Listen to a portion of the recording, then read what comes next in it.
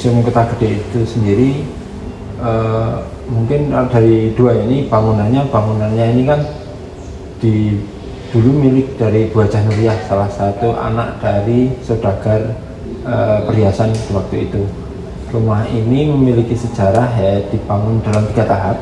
Kalau Mas saya tadi berkeliling di bagian dalam tadi ada inskripsi, tapi dalam tahun Jawa itu pertama kali dibangun tahun 1913. Kemudian di sisi luarnya, sisi bagian luar ada inskripsi lagi 1931. Jadi setelah 1913, 1931 kemudian ada renovasi penambahan bangunan. Kemudian di sisi belakang, sisi bagian luar ada yang inskripsi lagi 1938. Jadi dalam sejarahnya rumah ini dibangun dalam 3 tahap dengan arsitektur yang kalau orang biasa disebut arsitektur khas orang Kalang. Itu orang Kalang itu kalau pakai arsitektur campur-campur. Jadi jiwanya itu masih jiwa Jawa. Jadi kalau di rumah ini ada tata ruangnya itu masih pakai pendopo, gadri, gandok kayak rumah Jawa, namun penggunaannya tidak seperti rumah Jawa, jadi sudah tidak seperti adate gitu.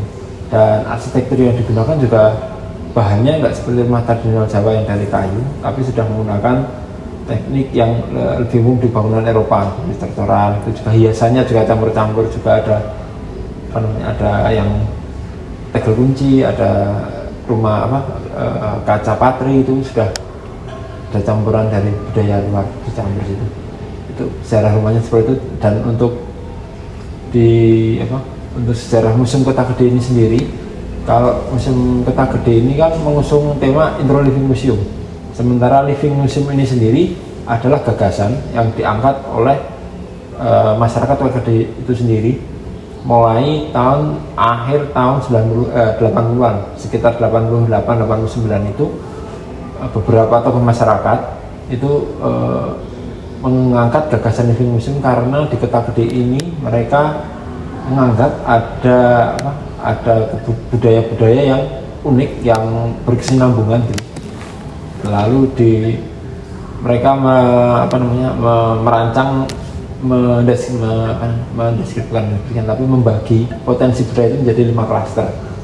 Di tahun 2023 masyarakat Kota Gede ini membuat LSM yang namanya Pusdok, Pusat Dokumentasi dan Dokumentasi Kebudayaan, kalau nggak salah, itu meresmikan Living Museum Kota Gede. Jadi 2003, lebih dari 20 tahunan sempat berjalan, namun karena ini LSM maka pendanaan dan secara SDM-nya juga terbatas. Jadi setelah naik turun ya, terutama setelah gempa di tahun 2006, konsentrasi masyarakat Kota Gede tidak lagi di pengembangan budaya tapi untuk bertahan hidup. Kemudian di tahun 2011 setelah masa gempa ini lewat, pemerintah mulai menyadari bahwa potensi budaya di Kota Gede ini istilahnya terancam. Terus Kota Gede ini dijadikan sebagai kawasan cagar budaya di 2011.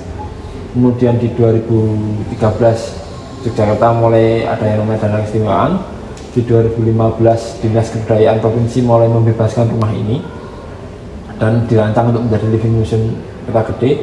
Di 2015 sampai 2021 melakukan revitalisasi. Jadi bangunan ini dulu ketika dibeli itu kan, saya balik lagi yang tadi itu dari 38, terus ketika perjalanan waktu ada agresi militer Belanda, ada revolusi gitu, rumah ini sempat ditinggalkan oleh pemiliknya, oleh keturunannya Bu Hajah Nuriyah. Diduga waktu itu memang kondisi keamanan di sekitar Kota Gede tidak terlalu aman, jadi ya ditinggalkan. Terus rumah ini diurus oleh istilahnya ngindung, bekas-bekas pegawainya gitu ya. Jadi kalau orang ngindung itu kan kalau ada yang merawat tidak serasa selaten orang rumahnya sendiri gitu. Terus itu sampai 2015 dibeli, bangunan ini tidak sebagus ini, masih rusak, banyak yang retak, atap-atapnya tuh banyak yang hilang. Perlu sekitar 2015 sampai 2021 baru akhirnya menjadi bangunan Intro Living Museum yang sudah diresmikan tanggal 10 Desember. Jadi nama sejarahnya cukup panjang.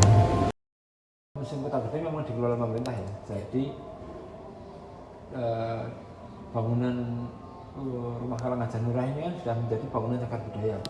Jadi karena ketika dikelola pemerintah maka perawatan dan pengembangannya otomatis masuk di anggaran pemerintah, maksudnya itu lebih terjamin daripada ketika dikelola oleh swasta gitu. Dan selain itu benefitnya adalah tadi kota gede yang sebelumnya ini masyarakat punya ide yang masih berupa gagasan belum ada yang pengelolaannya, maka pemerintah itu menyambut gagasan itu dengan membuat rumah ini menjadi indoor living museum itu tadi, jadi lebih istilahnya apa, masyarakat idenya juga ditanggapi oleh pemerintah gitu. Terus ini kan udah dijadikan cagar budaya Pak, mungkin di tanggal sama tahun berapa ini dijadikan cagar budaya? Kalau tepatnya saya kurang hafal, tapi di depan nanti ada plakatnya nanti. Ada plakatnya yang di pintu masuk itu ya. Iya. Kalau nggak salah 2023, cuman tanggalnya dan nomornya itu ada di sana. Iya.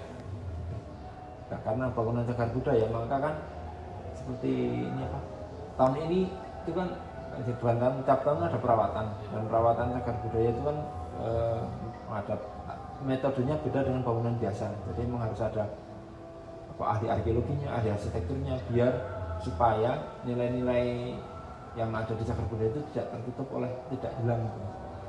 Dan kalau dikelola pemerintah kan ya itu sudah difasilitasi gitu bangunannya agar tetap